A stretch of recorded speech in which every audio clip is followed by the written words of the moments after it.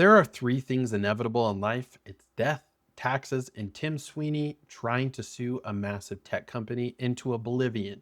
Welcome back, everyone. I'm Kyler Ray. Today we are talking about the gaming industry's favorite punching bag, Valve. Specifically, a massive new $900 million class action lawsuit that just got the green light to proceed in the UK. Now, usually lawsuits are very boring. They're full of paperwork and people in wigs.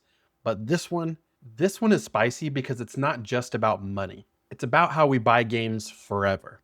And of course, the boss over at Epic Games, Tim Sweeney, is popping champagne on Twitter because he thinks this is the silver bullet that finally kills the 30% Steam tax. He's calling it a junk fee. He's comparing Valve to a shady car dealership. But is he right? Is Valve actually the villain ripping you off? Or is this just billionaires fighting over who gets to keep your money? We're going to deep dive into the marketing, the legal arguments, and the honest truth about what this means for your wallet.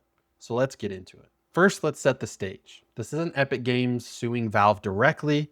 This is a class action lawsuit filed in the UK by a digital rights campaigner named Vicky Shotbolt. Great name, by the way, Vicky Shotbolt. Sounds like a character from a steampunk novel. She is representing 14 million UK gamers. She's taken this to the Competition Appeal Tribunal, which is a very serious court that deals with antitrust laws. Valve tried to get this thrown out immediately.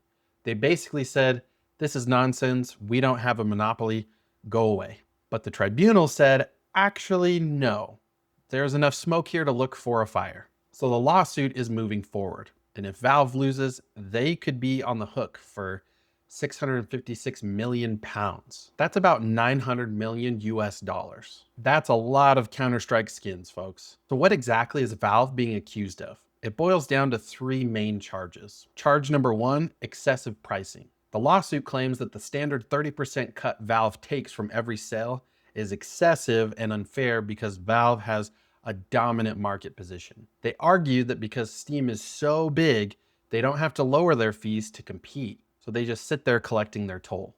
Charge number two, tying. This is a legal term.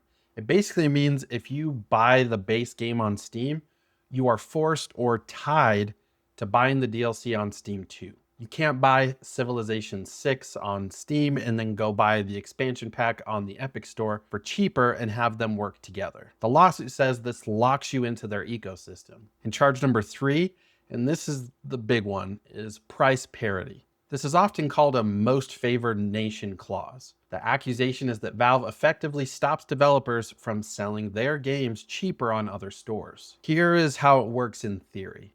If I'm an indie dev and I want to sell my game on Steam for say 30 bucks, but I also want to sell it on my own website for $20, Valve allegedly says, no way. They want price parity. They don't want to be undercut. The lawsuit argues that this kills competition. If Epic Games only takes a 12% cut, developers should be able to sell their games for cheaper on Epic, right? But they usually don't.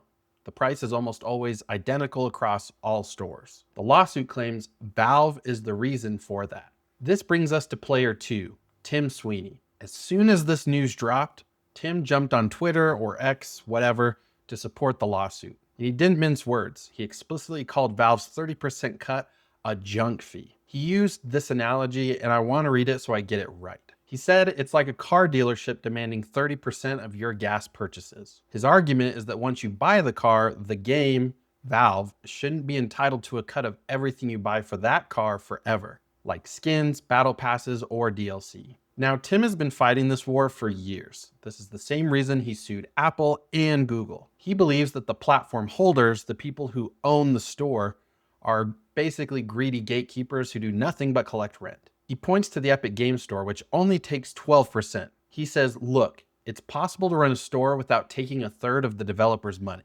And on the surface, he looks like the hero, right? He's fighting for the little guy. He wants developers to keep more money.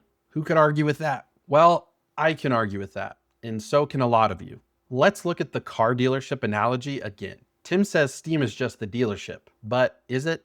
If I buy a car, the dealership doesn't provide the roads I drive on. They don't provide the GPS. They don't host the car meets. They don't let me mod the engine for free. Steam does all of that. Steam isn't just a store, it's a service. It provides the servers for downloads, which are massive, by the way. It provides the forums, the user reviews, the Steam Workshop for mods, the cloud saves, the refund system, and recently, things like Proton that let us play Windows games on the Steam Deck. That 30% cut pays for that infrastructure. When you buy a game on the Epic Store, sure, the developer does keep more money, but as a consumer, what do you get? You get a download button, sometimes, if the launcher doesn't crash. This is the marketing problem Epic has never solved. They're trying to win over developers with lower fees, but they haven't won over gamers with a better experience. To a lot of gamers, that 30% isn't a junk fee. It's the price of admission for a platform that actually works. Now let's talk about the money. The core promise of this lawsuit is that if Valve is forced to lower their fees, games will get cheaper. This is what economists call trickle-down theory. The idea is that if we save the corporations money, they will pass those savings on to us out of the kindness of their hearts. Let's be honest, do you really believe that? If Activision or Ubisoft suddenly only has to pay Valve 10% instead of 30%, are they going to lower the price of Call of Duty from $70 to say $55? No, absolutely not. They're going to keep the price at $70 and just pocket the extra profit. We know this because it's already happening. You can buy games on the Epic Store right now where Epic takes a smaller cut. Are those games cheaper for you? Nope. They are the same price as Steam. So the idea that this lawsuit is going to save you, the gamer, any money, I'm very skeptical. It might make publishers rich, but I doubt it makes your hobby cheaper. So what's the honest take here? Look, 30% is high. It's an industry standard from the 90s when we were selling physical discs and boxes at GameStop. It feels outdated in 2026. Apple does it, Sony does it, Nintendo does it. Maybe it should come down, but calling it a junk fee feels disingenuous. Steam provides value, and trying to sue them because they built a better mousetrap than everyone else seems a bit desperate. If this lawsuit succeeds, we might see a very fragmented market. Every publisher might try to launch their own launcher again because they don't want to pay Steam. And nobody wants to go back to having 15 different launchers on their desktop. I want developers to get paid. I really do, especially the indies. But I also want a unified working platform. The only way to get lower prices is to break Steam. I'm not sure that's a win for us. But hey, that's just my take. I want to know what you think. Is Tim Sweeney a hero for fighting the monopoly? Or is he just mad that he can't beat Gabe Newell at his own game? Let me know in the comments below, and if you enjoyed this deep dive, hit that like button. It really helps the channel. I'm Cyler Ray, keeping you up to date on the chaos of the gaming industry. I'll see you in the next one.